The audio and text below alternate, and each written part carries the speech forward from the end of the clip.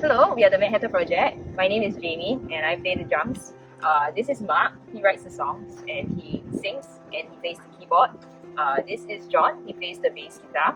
And this is Zizong, he plays the synthesizer and piano. So generally we write our own songs about subjects and topics that we love and we are interested about, and we have done 2 shows so far, for the time being in 2017 and Sarong Party in 2019. I'm Brian, and I'm a Year 2 student at the National University of Singapore.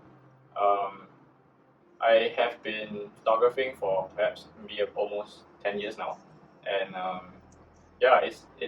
I've been creating works, and I've had some exhibitions along the way, and I think the most recent one is the exhibition titled "Picturing the Pandemic" at the National Museum of Singapore, and it's about documenting some of the daily lives of Singaporeans and how they are affected and impacted by COVID-19 pandemic in Singapore.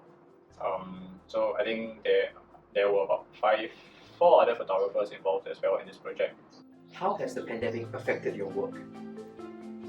I feel that as a photographer, and especially as a street photographer, I'm always trying to get close to people, and I think this pandemic has really challenged that, especially when there needs to be some form of social distancing involved.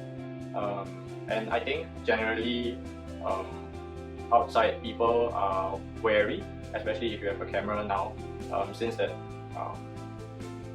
sometimes when they are flouting like let's say group capacity sizes, they're always wary of people with cameras because they might think that you're from the authorities. And I think in terms of opportunities, I feel that there is definitely less, especially when events are largely cancelled. Okay, so for us as a band and as musicians, music has shut down since 27th of March 2020, and it has not resumed since.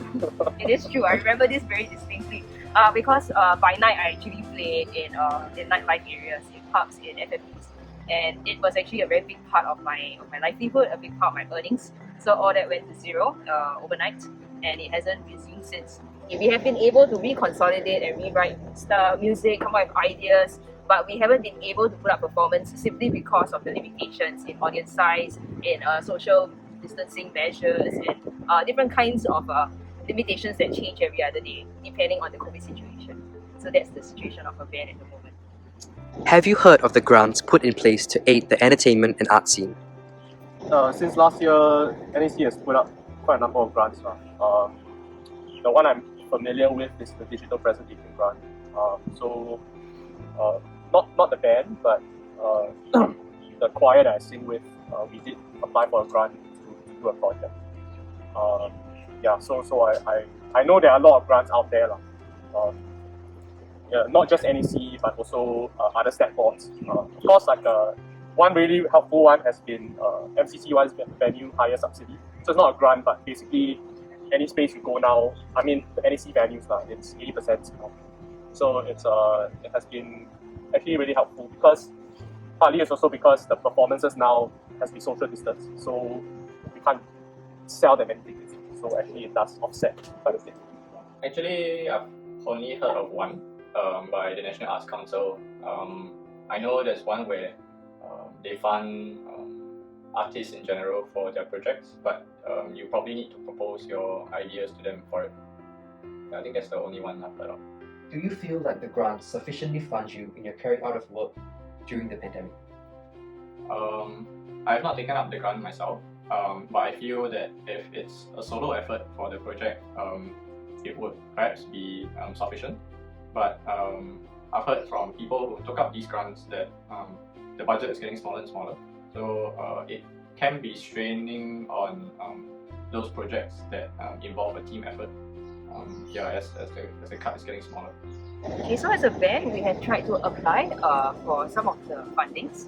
There was this particular funding that came out that was of interest to us. It was actually funding between NEC and STE under the Performance Arts Grant. This particular funding was to try to incorporate the arts into tours. So we were interested in trying out for this. In the process of that, we also stumbled upon another kind of grant that STE was offering. It was like a step-up grant. which also offers to give you some money to try and fulfill some of these ideas that we have. So we had the idea of trying to incorporate some of our artistic ideas or some of our show ideas into the format of the tour. So we are still in the process of making use of this grant, or I'm not too sure which step of the way are we on, so it depends on how well it goes. Have the grants been timely and useful in finding new ways of working and creation? I feel that it merely provides monetary support, but in terms of encouraging creativity, I find that it's lacking because even though there's a flexibility on the artist's part, they will still be required to sort of seek permission from the National Arts Council in order to carry out their projects and receive the grants. So there's that sort of layer of, I wouldn't say censorship, but yeah, that layer of permission, which I find is sort of restrictive. On one level, you've got to ask what is the purpose of it all. Grants in Singapore, mainly, I don't know about other countries, so I won't comment about them. I think are part of a larger Keynesian macroeconomic kind of method to redistribute money to the economy. And if your motivation for giving out grants is that, then you will attach a bunch of KPIs or metrics by which people have to achieve this in order to attain the grant. So, as I think was mentioned earlier, if it exists, then it forces people to work for the sake of working. Does that contribute to a greater value in the artistic scene? I don't necessarily think so. If your motivation was to inject money in order to build a more cohesive and a fundamentally different way of approaching art and reality in this country, then I think that would be money better spent. Do you feel supported by the schemes put in place? I honestly don't know, as I've never taken the grants before, but I feel that it's useful for some people as they survive. What kind of impact do you aim to leave on our community through your work? And are there any messages that you feel strongly about? I feel that my work sort of encourages people to reflect and be more aware of the things around them. It's something that can be easily taken for granted, especially when we are so caught up with work. Sometimes we forget things that may be important, but we casually neglect them. Impact of art, I think on a personal level, I'm not going to say, oh, we're going to change the world, and I don't think art and I don't think music can change the world, but I think it can leave the world in a slightly better place. It's more of starting that circuit of questioning and critical thought. Is there anything that you've done recently to send that message during these times? So far we have done 2 shows, 2 productions. In 2017, we did a show titled For the Time Being, talking about our thoughts about heritage, about what things we keep, what things we leave behind. And at that point in time, I think that was something that was pressing. In 2019, this is the Singapore Bicentennial year.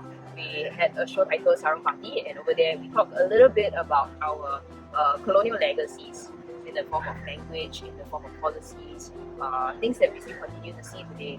So upcoming, we're doing a show with relation to sustainability, with relation to what we do, what our actions we do that has impact on the environment.